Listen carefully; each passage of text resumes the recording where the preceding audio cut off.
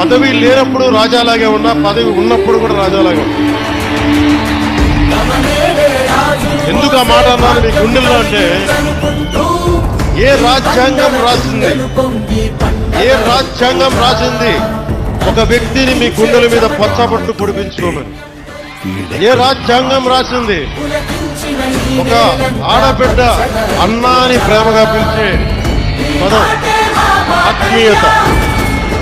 ఏ రాజ్యాంగం రాసింది ఒక తల్లి వచ్చి నాన్న నా కొడుక అని చెప్పి ఆప్యాయతగా మాట్లాడే, నా ఆయుష్ పోసుకొని కూడా నువ్వు చల్లగా ఉండని పెద్దలు మాట్లాడే ఏ రాజ్యాంగం రాసిచ్చింది? అందుకే అన్న, రాజ్యాంగ పదవులు ఈరోజు ఉన్నాయి, గౌరవిస్తా మాట్లాడుతున్నాడు.